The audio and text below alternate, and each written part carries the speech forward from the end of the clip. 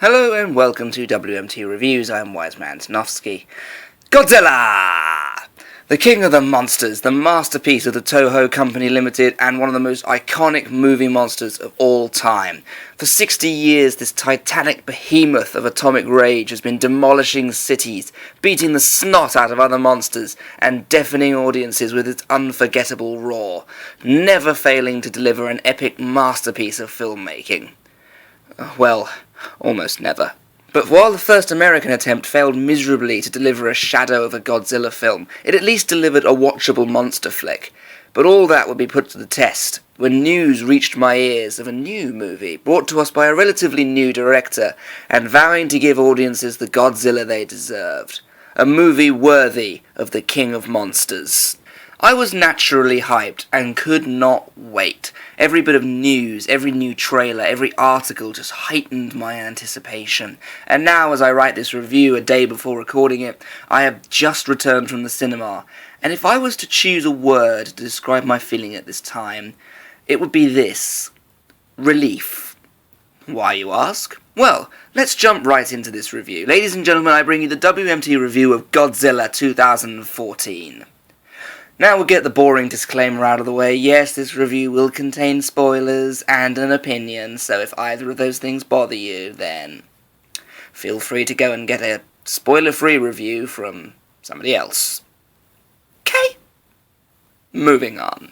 Right from the start of this film, I could tell it was going to be very different from the 98. The found footage clips of the 1954 Godzilla Awakening worked very quickly to show off the sheer size and epic new design of the Big G, ending of course with the nuclear strike and the ambiguous result.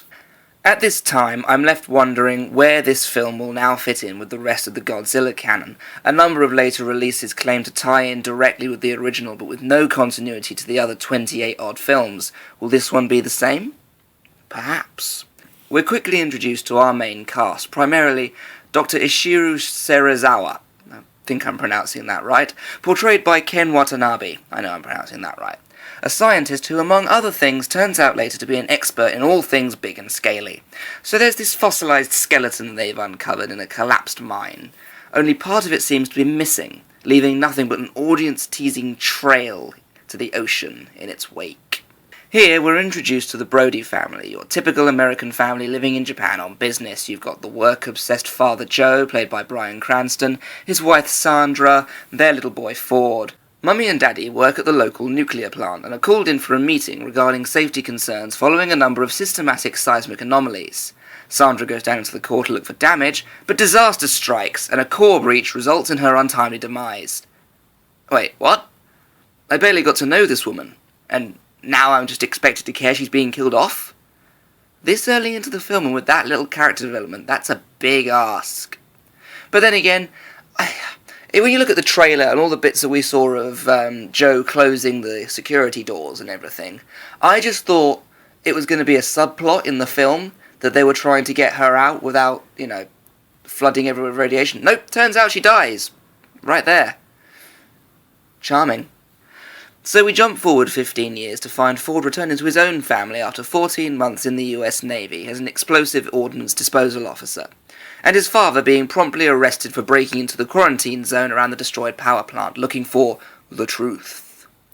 Ford's father tries to explain his theories about the plant accident to him, but Ford just wants Daddy to come home to San Francisco and leave all this behind him.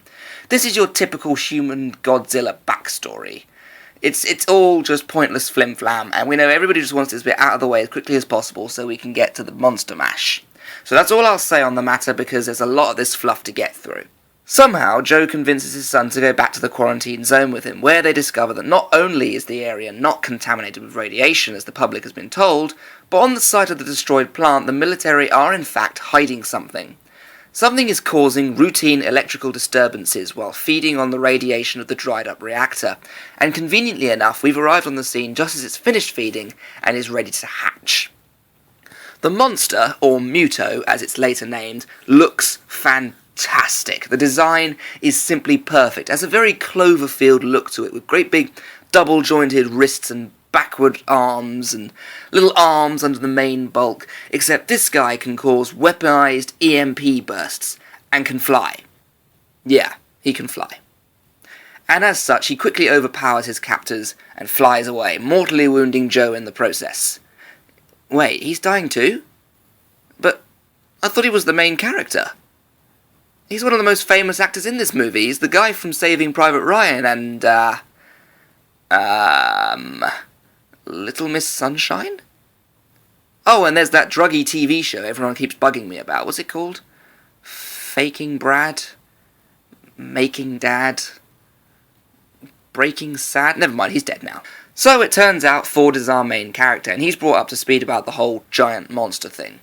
He takes it rather well. Due to his hands-on experience with the Muto, there's none of that "there's no such thing as monsters" rubbish we normally get from the military, and they determine that the flying Muto, who I will now refer to as Clover Flyer, will most likely be looking for food.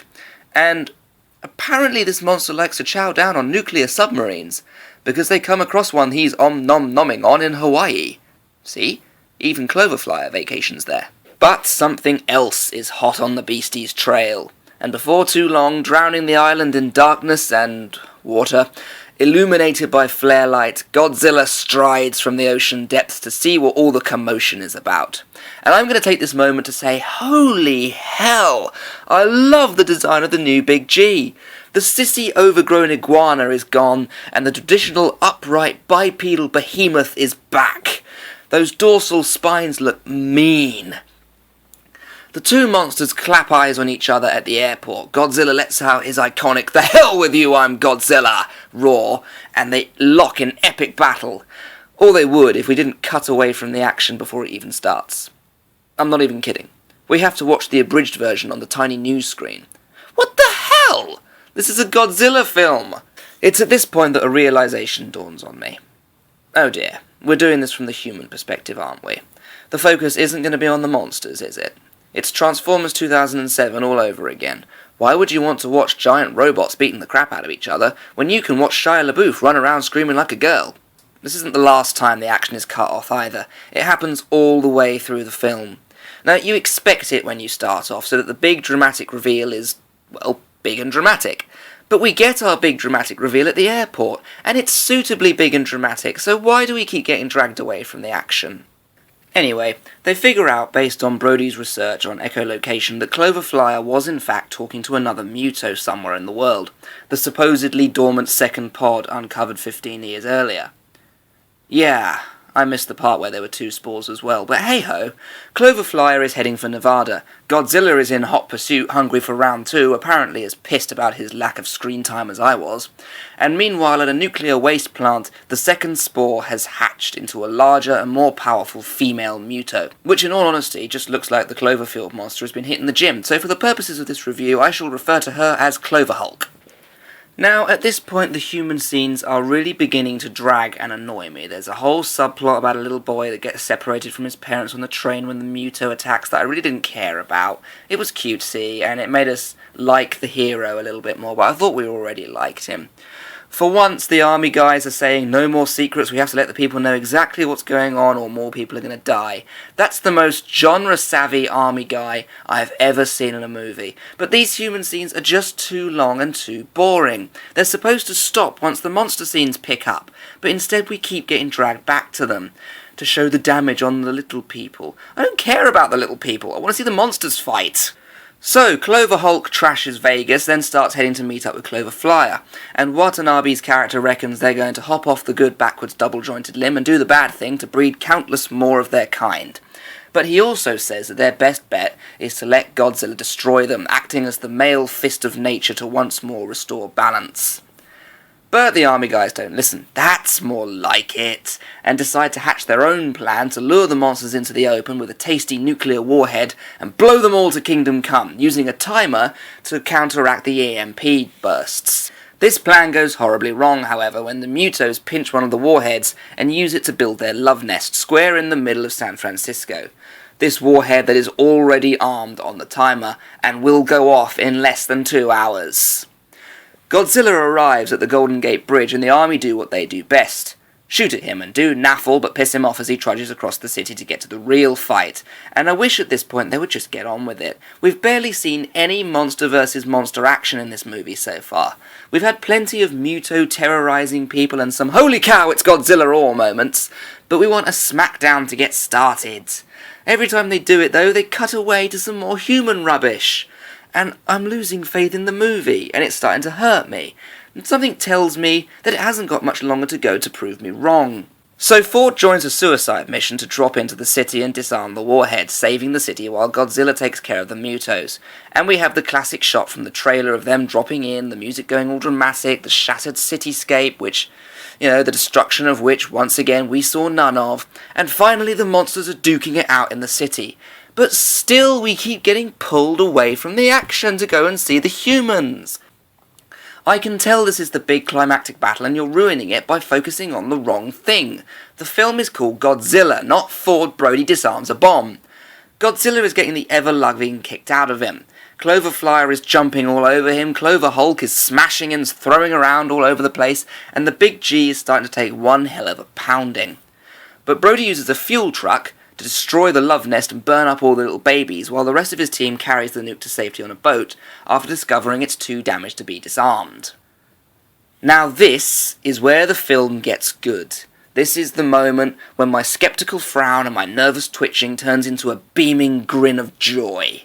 And it starts with Clover Hulk seeing the destruction of all her little babies and rushing to the nest. We have a moment similar to Zilla when it found all of its babies all deaded by the humans, and that quickly turns into a mummy's very angry moment. And then Godzilla's tail enters frame, with a curious glow, and I lean forward in my seat. His dorsal spines begin to flicker with energy, and my drink falls to the floor as I quietly mutter, "Oh please, please." He turns to face Clover Hulk, his chest puffed out as he breathes in deeply, and then... Kablam! Atomic breath to the face! He did it! He actually did it! Godzilla just used his atomic breath, and it knocked Clover Hulk the duck out! At this moment, the boring human subplot doesn't matter to me anymore. The fact that I've spent most of this movie wishing it was better is irrelevant. Godzilla just used his atomic breath. As of this moment, I love this film. Whew. Oh, that's better. And I can honestly tell you, that's how I felt in the cinema. A great big breath of relief. Oh, thank God for that. Now, while the Clover pair had the advantage on Godzilla as they ganged up on him, alone, Clover Flyer stands no chance, and with one tremendous wallop of Godzilla's mighty tail, Clover Flyer is no more, his body shattered against a skyscraper. Another one bites the dust. But the skyscraper comes crashing down on top of Godzilla, and after a touching moment of meeting eyes with Ford, he vanishes into the debris. Meanwhile, Clover Hulk has recovered and is severely ticked off, slaughtering soldiers left and right as they try to get the nuke away from the city. Ford tries to get the boat moving, but Clover Hulk has spotted him, and there's a silent moment of, "Hello, my name is Clover Hulk Montoyo. You killed my babies. Prepare to die." Ford stares into the literal jaws of death, when out of nowhere Godzilla tackles Clover Hulk, pulling open her jaws, and boom! Atomic breath down the throat, ripping her head off in the process. And I damn near jumped out of my seat with joy, with a yell of, "The hell with you anyway!" Feels good, man, feels good. So Brody is rescued and the nuke detonates. Godzilla collapses from exhaustion dangerously close to ground zero and disappears into the glare. We have our moment of families being reunited, looking out over the destruction. Godzilla is lying motionless on the floor, covered in debris. Seagulls pecking at his... Is Godzilla dead? Have they just killed Godzilla? At this moment, I turned to my sister and said, "If Godzilla is dead, it will ruin the whole film." And I stand by that. Had he been dead, I would have hated the film. I don't care what they did with it. If they killed off Godzilla, I would have hated it. But sure enough, He rises once more to the sound of applause and cheering from the people of San Francisco. The king of the monsters is hailed as the saviour of the city, and sod the soldiers who died trying to get the nuke out of the city. This is a Godzilla movie! He lets out a final mighty roar before trudging back into the ocean and swimming away into the abyss, triumphant once more, and they all lived happily ever after, except them that were dead. And that was Godzilla 2014. So, what did I think of the movie? Well, like I say, if I had to choose a word, I would say I'm relieved. I'm relieved that the film I've been so excited for didn't disappoint me in the end. I'm relieved that though I may have spent a good 2/3 of the film dreading the fact that I may walk away hating it, I walk away nothing short of satisfied, and dare I say, happy with the end result. If you put a gun to my head and demanded I find something I didn't like about it, I'd tell you the gun wasn't necessary. I know what I didn't like about it. It was too human. It focused too much on the people and the aftermath of the initial battles, rather than showing the action of the fights themselves. Now, there were some good human moments, don't get me wrong. The bus on the Golden Gate Bridge was a very clever scene, the train sequence was brilliant, but overall, I feel like it did fall into the trap of choosing one side to portray over the other, and to me, they chose the wrong side. But you know what? The action sequences were incredible. The effects were mind-boggling. Godzilla and the Mutos looked amazing, to the point where they could have been right there in front of the camera. And by the time this film was done, I couldn't even remember the 98 abomination that came before it. I mean, he used his atomic breath. That alone beats the 98 film. With that in mind, I feel I can give Godzilla 2014 nothing less than 7.5 on the Orsometer. I'm glad I saw it. The legend of Godzilla is well and truly alive 60 years on, and as a closing statement, all I have to say is long live the king. I've been Wise Man Tanofsky, this has been WMT Reviews, thank you very much for listening.